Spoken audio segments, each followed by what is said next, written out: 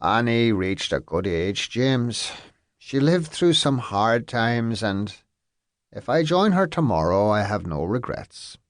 We were given a lot longer than some of these poor souls, like young Dr. Martin over there. Cut down by the fever in his prime he was, while tending the sick and the poor, bless him.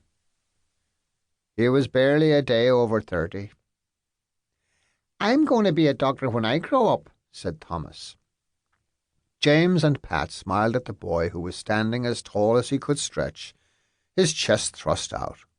They both knew he would be a fisherman in a few years' time. It was the way things were, and they were not likely to change. The wind had raced ahead to reach the cottage near the shore, where Mary McGrother lay in bed. She was not asleep, but her eyes remained closed as the door opened and a cold draught swept her children into a parlour that was not much warmer than the garden. "Mary, wake up! You can't sleep all day like this. The fire's almost out and the place is freezing," James scolded as he placed some sods of turf onto the dying embers. "Leave her be, son, leave her be," said Pat. Chapter 2. Owen McGrother paid close attention while his eldest daughter read the letter his brother James had sent from Ireland. It was his second time listening to the news being relayed to the rest of the family gathered in the parlour of his house in Sunderland.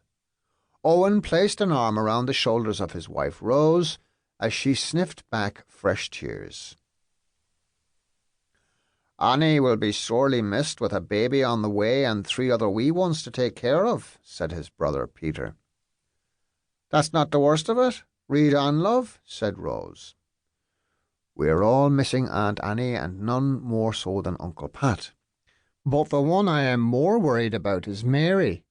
She is acting very strangely indeed, and has not shed a tear for the woman who has been like a mother to her for more than 10 years. She sleeps most of the day, and young Catherine is the one looking after the house when myself and Pat are not here. She is not getting to school because of it. I'm sorry to impose by asking for help, and I will understand if the answer is no." The young girl stopped reading for a few seconds to look at her Aunt Maggie. "Can Maggie please come and help us out just until the baby arrives? I think that once Mary has the wee one in her arms, it will bring her back to us. If Maggie can come, I might be able to go over to ye and work in the quarry, if there are any jobs to be had, as there is very little to be got here. Pat sends his love to all of ye and your wee ones. Your brother James."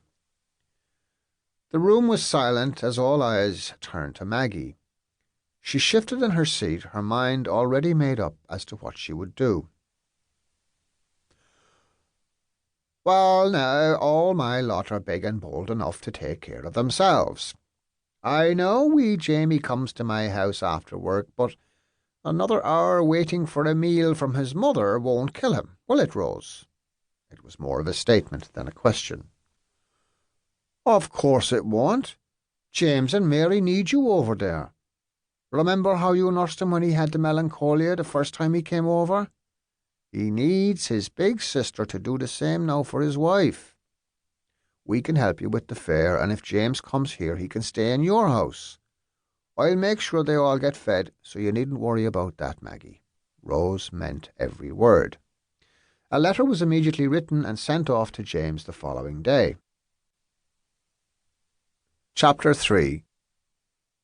A dribble of the broth that Catherine was trying to feed her mother slid down Mary's chin.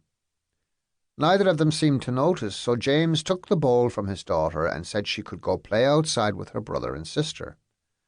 Catherine quickly left the house, grateful to her father for taking over a task that had, of late, rested mostly on her young shoulders. "Come on now, love," coaxed James, wiping his wife's mouth. "You need to keep your strength up." "I know where you are, Mary. Surely you remember the time I was there myself. It is not a place I would wish on my worst enemy. Come back to us, please. The children need you. I need you." James looked into the vacant eyes of his young wife.